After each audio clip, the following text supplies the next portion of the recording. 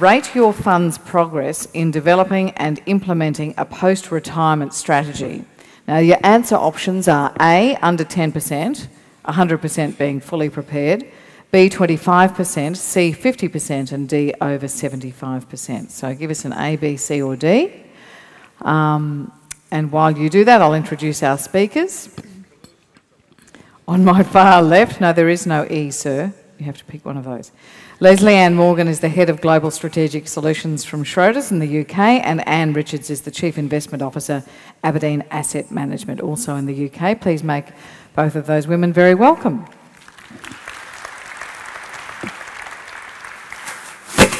Oh, we should ask you what you weigh next. I reckon that's it. I reckon they're honest answers. Under 10%, 27%, so about a third of folks aren't really prepared. Another third reckon they're halfway there. That's interesting. Let's start with our panellists. Lesley-Ann, what does that say to you? Is that typical, do you think, of funds around the world that you look at?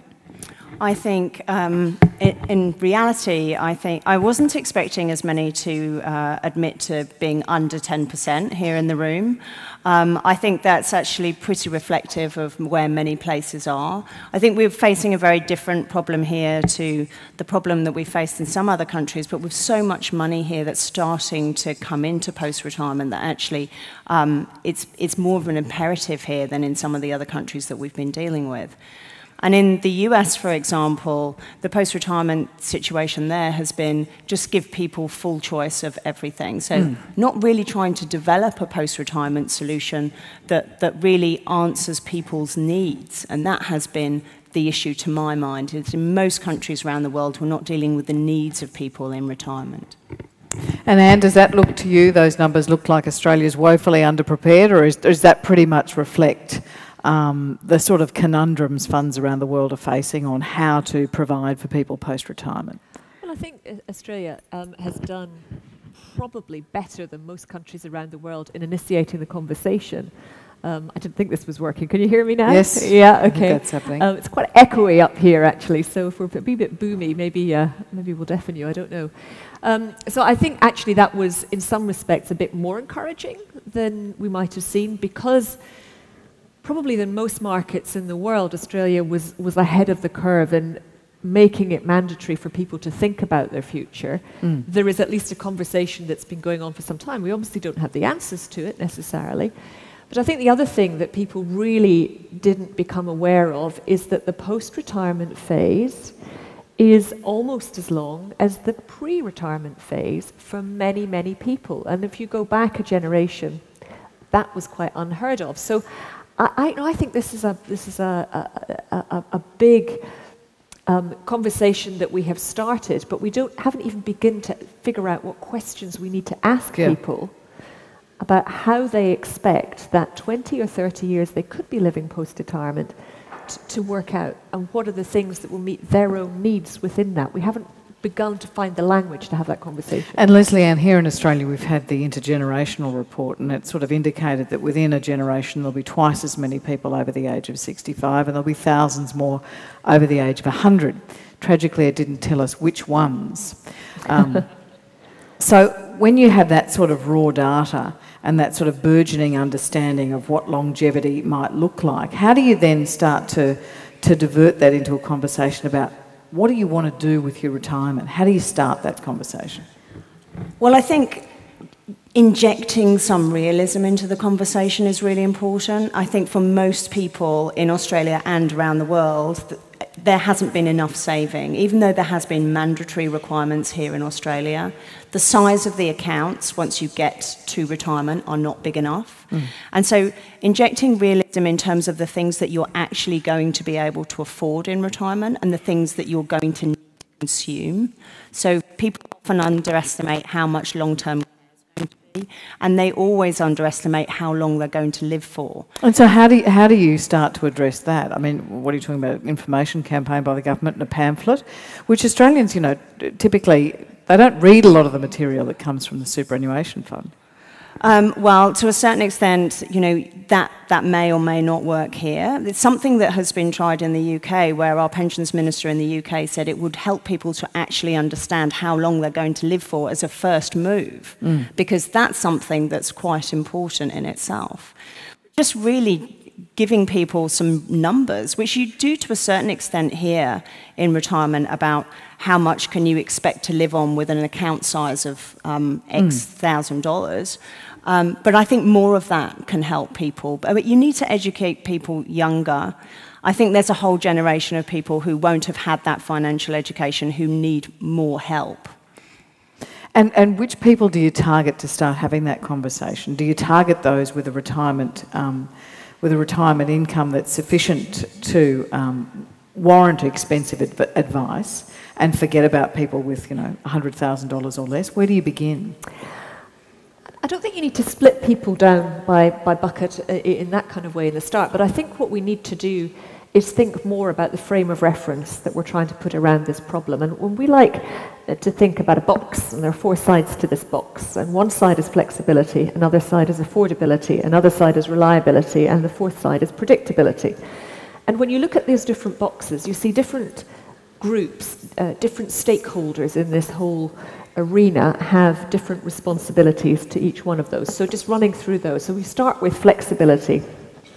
People's circumstances do change, and I think plan providers can very helpfully give more information simply to people about the different sorts of circumstances they might possibly have to encounter within that framework. So very much to your point, explaining to people they might live for 30 years, and 10 of those years might be in a care home, and what that costs.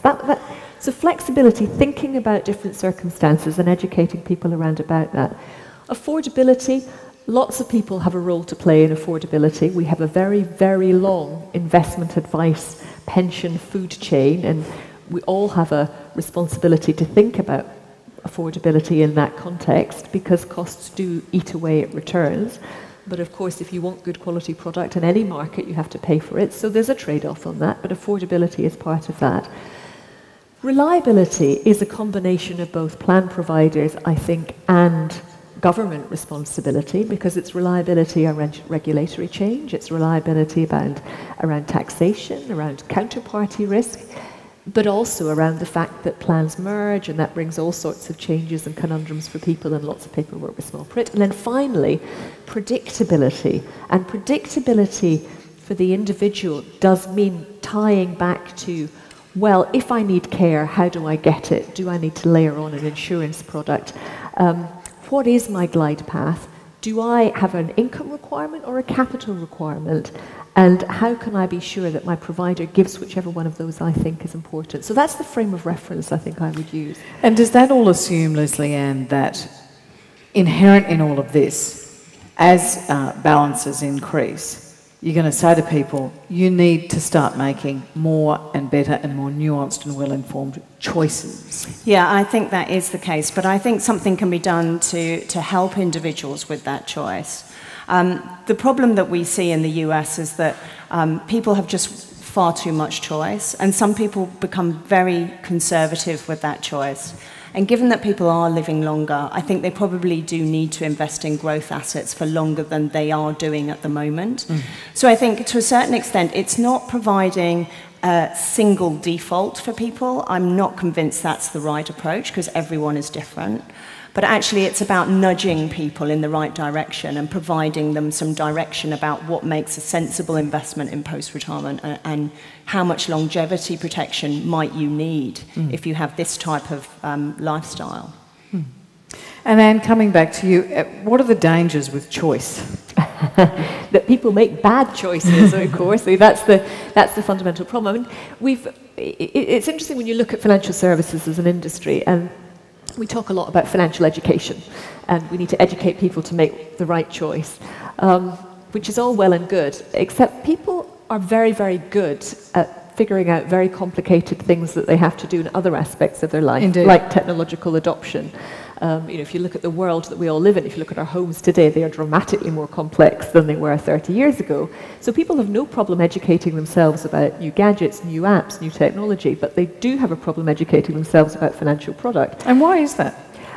I think we make it terribly difficult. I think that comes partly through the regulatory and the tax implications. I spoke at a seminar in the UK a couple of weeks ago, and I was there to talk about asset allocation and how you put different assets together. We couldn't get beyond the fact that you get a tax advantage if you do this versus a tax advantage or a disadvantage if you do that. And these were for £1,000 of benefit here or there. And it was, in the grand scheme of things, the decision on where your asset allocation was dramatically more important. So we don't make this easy. We trip people up with lots of small print. And I think this is where we need, as an industry, to take a long, hard look at how other parts of our industry that is not regulated have begun to engage with people. Peer-to-peer lending, I don't know how it's doing here in Australia, but in the US and the UK, that's been a huge growth market. Crowdfunding, and yet much easier engagement and articulation of what you're getting into when you go through one of those websites than through any financial services provider. That's partly regulated, but it's also because I think we've all grown up with very paper-based processes that we have simply transformed onto a computer equivalent thereof, rather than starting from scratch and saying, actually, if we want to engage with people, would you start from here? And the answer is no. I guess I have some reticence about some of the approaches that might occur as a result of technology. So one of the things that worries me a lot is the Facebook generation liking this post-retirement product because it's had a fantastic return for them in the last week or last month, and then everybody else piling in and doing the same sort of thing, and it's not going to be the right thing for them. So I worry about that to a certain extent. I also worry about the PayPal. I'm a major user of PayPal. I love PayPal. But imagine if you could move your retirement funds as easy as you can spend things on PayPal with the click of a button. I even, I do it on my iPhone. I don't even need to put in a password anymore, just use my thumbprint. Imagine if people could move their retirement assets that easily. That worries me as well, because it doesn't have that long-term horizon. They have to recognize this is going to need to last for a long period of time. I worry about chasing the latest fad, the latest, highest performance. And I think just coming back on that, I think those are really, really valid concerns, and I absolutely agree with that. It is interesting, though, if you use a crowdfunding website, the first question they ask you is, are you aware you might lose all your money? Yes, no, tick, cross. The answer is no, you don't get any further. There's a simplicity of language and the way they engage with people that is dramatically better than any of us are able to do. And would that reassure you? The shoes you're about to buy with your thumbprint may not fit you or be very nice. It is late. You've had 2 glasses of wine. Yeah, exactly. I'm not wholly convinced because, the amounts involved. And also, to a certain extent, there's moral hazard. So if you make a mistake with your post-retirement investments, who's going to pick up the tab? The government's going to have to pick up the tab there. So I'm not sure necessarily the regulation will end up allowing that with all of your retirement assets. So maybe I'm slightly more risk-averse. I worry about that a lot. Let's go to our first question on the screen, and we are open for questions if you use the app. There you are. Use the Ask a Question function in the app if you'd like to ask a question. If you can't be bothered working it out, wave your hand in the air and I'll let you shout out. Could smart technology interference engines be the way of the future for helping the disengaged members plan and make better decisions? Is there a way that they could be used to make better decisions? You haven't addressed that. You think so? Well, the evidence in the US, so this is more popular in the US to my experience than any other market I've worked in. The people who tend to use these engines do tend to generally be the better educated and those that are wealthier. I still don't think it captures those at the other end of the scale that we probably worry more about. But long term, I don't see why it couldn't work for everyone. I think this is absolutely the way that we will see the industry moving over time. There's all been the debate about what's Google doing, looking at fund management, for example. How can we use big data science to both work out what's going on in markets, but actually potentially to work out what our individual risk appetite is, and if we can look at how people buy, what they buy, the degree to which they examine 20 different products before they decide on something when they're buying a pair of shoes, for example. You can find out what sort of investor they are, what sort of post-retirement life they're going to have. Exactly. So I think this is going to become a larger part of our life. And I think gradually people will learn how to compare and contrast. The other thing that the US has, though, much more than anywhere else, is I think the degree of media domination of investment products, investment ideas, it's much more ubiquitous in the US. And is that a good thing?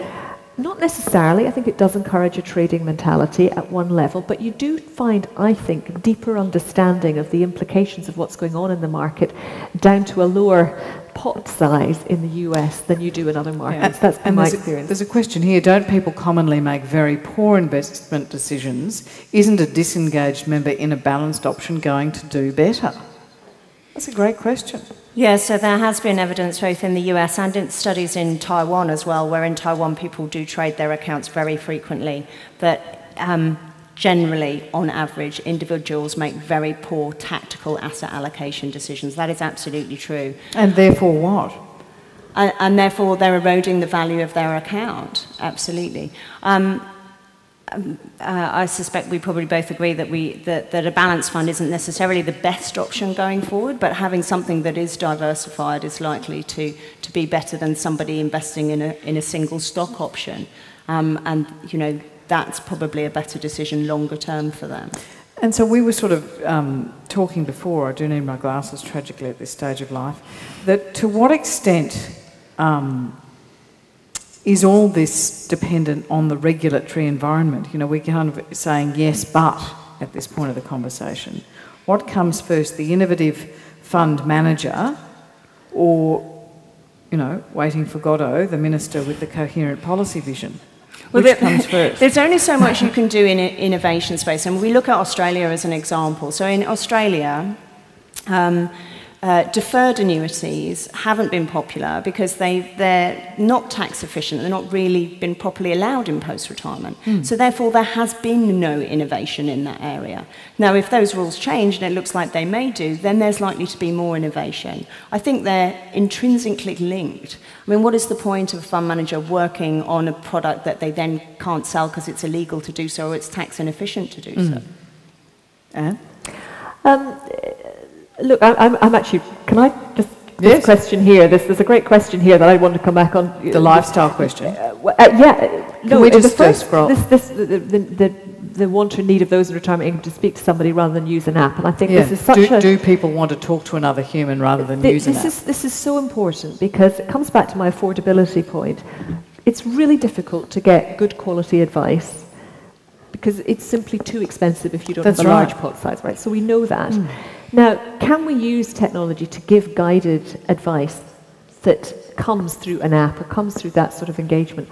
I think we can. It comes back to this earlier question about the a well-structured default scheme as giving a better answer. And I think we do need to look at exploring how technology can help tackle some of these parts where it's very parts of the market where it's very difficult to give cost-effective advice. And until we get to that point, we will continue to have under-advised or unadvised sections of the population that may be losing money either because they're trading too much or in the wrong fund as a default. And the other question is, when do you seek this input from people? Do you seek it when they're 22 and they're filling in their form and getting a tax file number?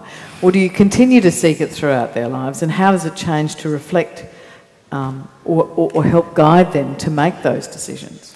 Well, again, studies from the US have shown that when you provide people with advice and guidance just before they've got to make a decision, that's when it's most effective. Okay. If you try to do it right at the start when they join their firm at 20 years old, they won't remember what they've been told by the time they get to have to make a retirement decision at 65. So, you know, in-time type advice, it seems to work better.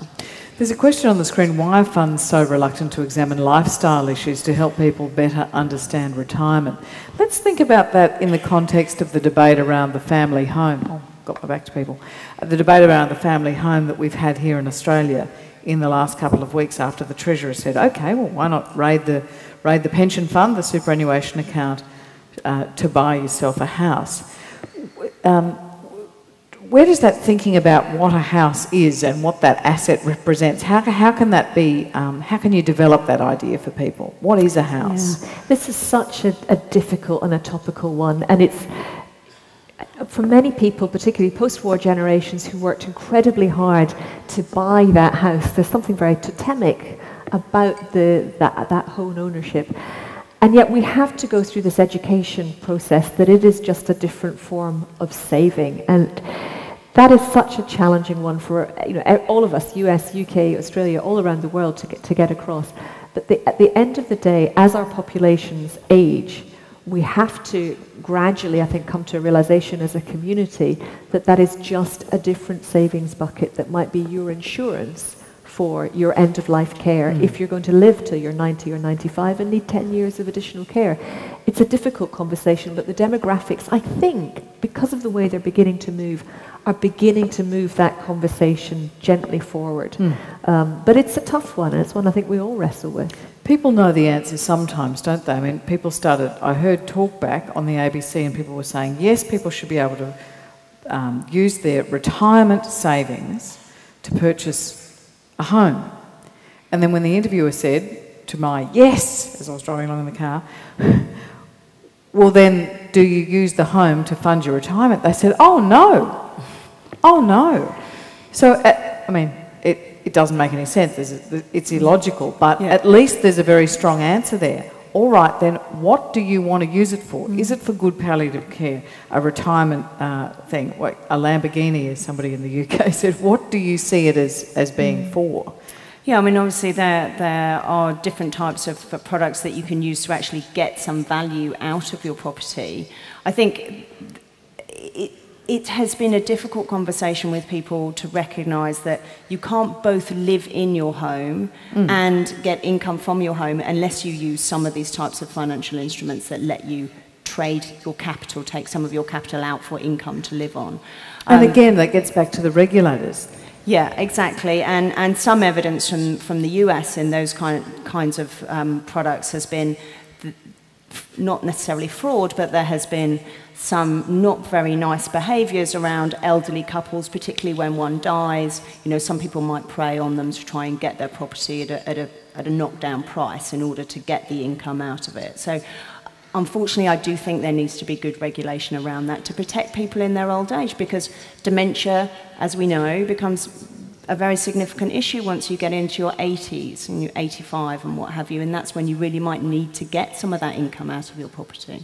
So if I'm in the under 10% in our initial survey of folks who've only just started on this journey, I'm listening to this thinking, well, why would I?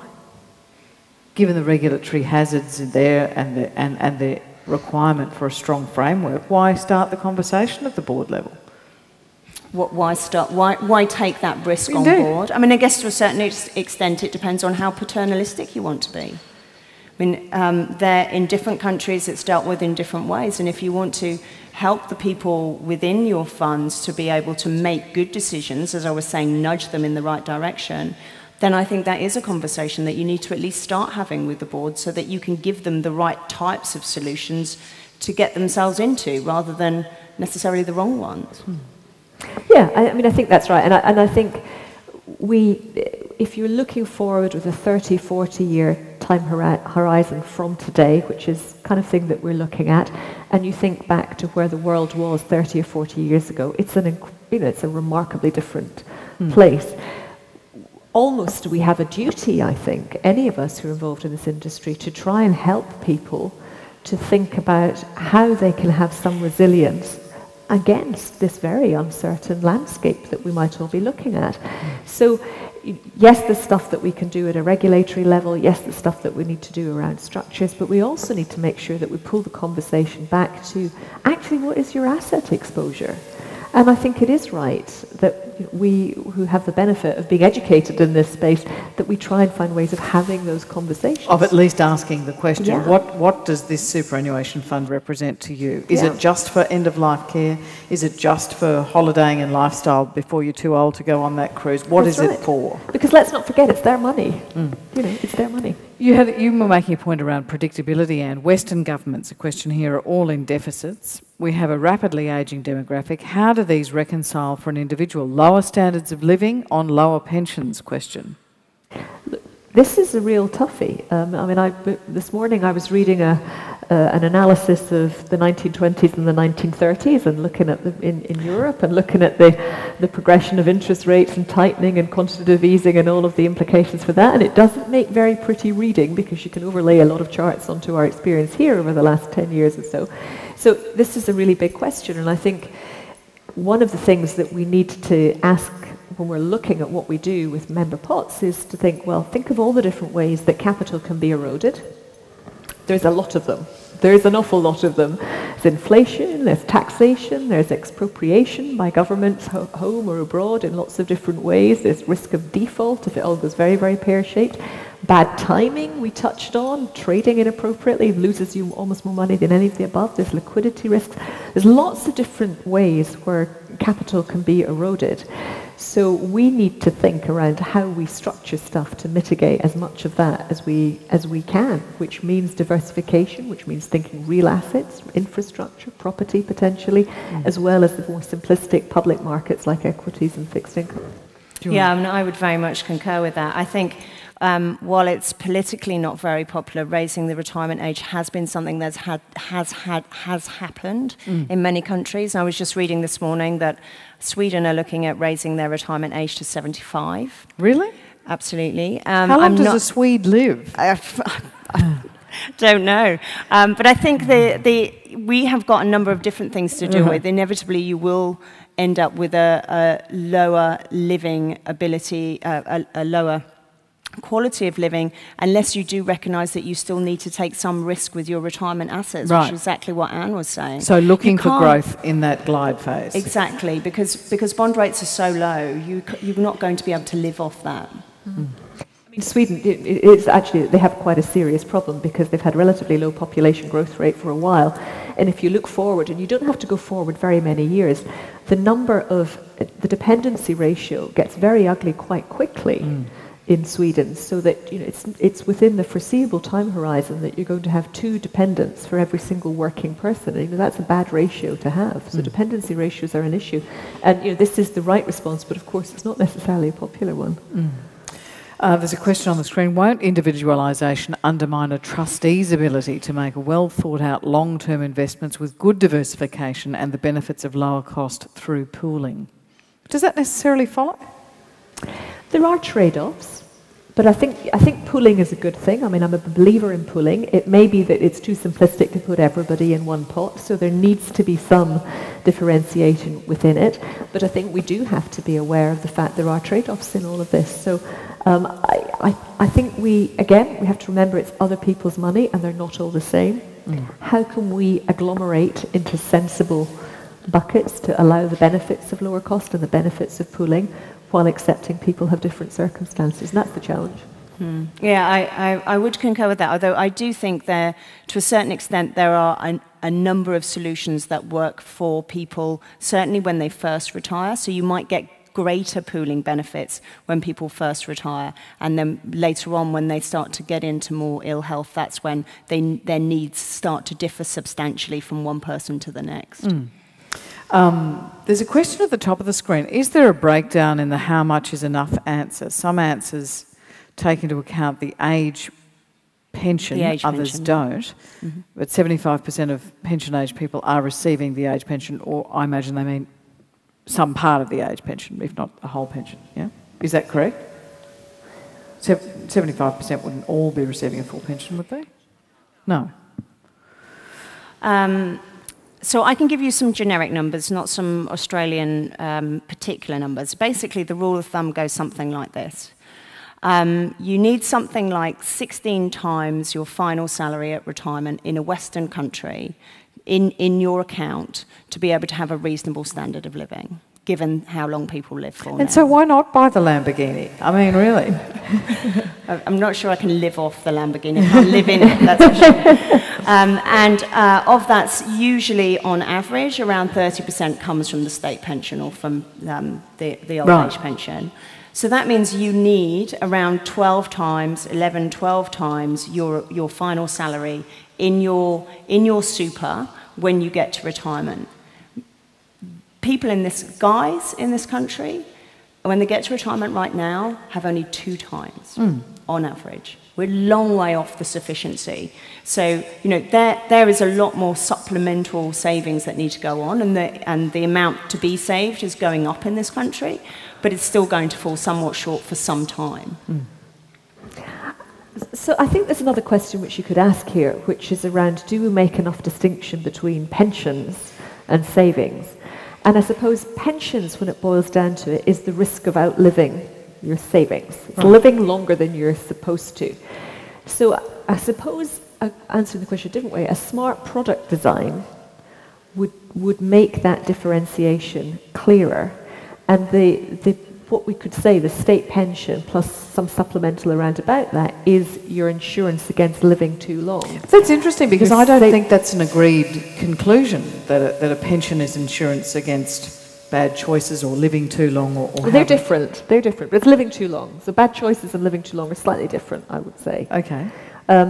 Because I think we are, in the Treasurer's parlance, still in the age of entitlement. There still is a view that, notwithstanding the fact that I paid, £20,000 for this house and it's now worth $2 million, I worked for it and I paid taxes and therefore am entitled to the age pension and whatever I've got in a DC fund. Yeah, and I think you see the entitlement in all sorts of different conversations, the entitlement around healthcare provision as well as pension provisions. And this is where the realism of how much you need in order to buy a degree of income needs to be more frank, because people really don't understand what living in a low bond yield environment means in terms of the income you're able to access. Yeah. Or to take it to the full extreme, to put your money and put it into cash and hope that you're going to be able to live off cash, because that certainly isn't going to happen. Yeah. There's a question here. I think we've answered the middle one, haven't we? Does the average person know how a super income stream fits with the age pension? Is that a more nuanced question than we've answered? It's slightly more nuanced. I suspect the answer is no, so it's probably not much to discuss. Member engagement, product design or financial advice? That's a great question. Which is the most important to post-retirement solutions? Don't say all of them. All of them. I pick product. I pick product design. Really? Yeah, absolutely. I pick product. Because you can cope without advice and you can cope without member engagement if you've got a well-structured, sensible default option that perhaps doesn't shoot the lights out but gives you protection against a number of different scenarios. If the product design is wrong, neither of the other two will provide the income that you need. And in the Australian context, how do you see that product design evolving over the next 10 years, say 20 years? I hope maybe a little faster than it has over the last 10 years. I think there's still a way to go within an acceptance of the fact that at the moment many schemes, it seems to me, are still quite binary. They're still quite public market focused. They're still vulnerable to those shocks and changes that might happen to those public markets, and I think we need to see better and more diversification. Yeah, one of the, I'm going to sound like I worry about everything, but one of the other worries I have in the Australian model is we've done a really good job in pre-retirement in Australia with using lots of illiquid assets and being able to get really good diversification. My concern is when that then rolls over into post-retirement, particularly if people want to be able to get daily pricing, want to be able to trade, want to be able to make their own mind up about exactly what they're in today versus tomorrow versus the next day. The result of that will be to push more and more into liquid assets that won't necessarily have that kind of downside type protection as more illiquid assets would do. Again, you get back to the regulation question, how much choice is enough? Can we just scroll the screen down? There's a question towards the bottom of the screen that I can't see. No, that was it. No, I'd like to pick the one that was at the top a second ago. Can we just go back to the one about capital protection Let's just stay here, because that's a great question. Do you mind, Sorry to do that? There's a great question here. Read it out, yeah. Okay. How will longevity insurance and capital protected products develop in the future? Do they have a place, or are they too sophisticated and expensive? Right. See, I think this is exactly the right question, because I think it's almost impossible to structure a fully capital protected fund or product or default option, because the expense is horrendous. But you can protect some of it. And I think this is the conversation that we need to have, going back to the predictability and the choices that I mentioned earlier. Can you give a minimum guarantee to the capital that is an underpinning? Can you give a minimum guarantee to the income that is an underpinning? So not the whole thing, not back in the old DB world, but some portion of it that gives some visibility. And longevity insurance might well be part of that. And does that mitigate against what Lesley-Ann was worried about? Yeah. And I feel pretty strongly that longevity insurance does form part of the solution here. When I look around the world at all of the different post-retirement systems that I've had chance to look into, very few have this hybrid of some longevity protection and also some growth assets with some stability in it. And I think, Australia can lead the way here and actually push that forward into something that really makes sense, not just for Australia, but can be looked at and recognised as something that's really good for other places around the world. And just before we go, there are more questions on the screen. Perhaps you can answer them in your next session, which I'll tell folks about in a moment. Is there any bright shining light in Scandinavia or anywhere else? Who does it best? To a certain extent, Chile does, although Chile is in the middle of a massive review of their defined contribution at the moment. They do actually have the opportunity for people to have some sort of hybrid solution at retirement, but most people don't know about it, and as a result, don't do it. So I think they made some good strides, but then kind of fell at the final hurdle. And I think, I think Chile's a great example. In some respects, the US is quite good. I think when you go around the world, you say, well, Australia's fantastic. It had lots of foresight because it brought in mandatory contributions really, really early. The US is really good because you've a massive fund choice and can go through virtually any part of the asset allocation spectrum that you want to. Chile's got other. So the problem is nobody's cracked the whole thing. We've got little bits that are good in different places, but nobody's cracked the whole thing. And I think that's what we need to do. We need to look around the world and take the best bits from the Netherlands, Chile, Australia, US, and then maybe you'll get the perfect system.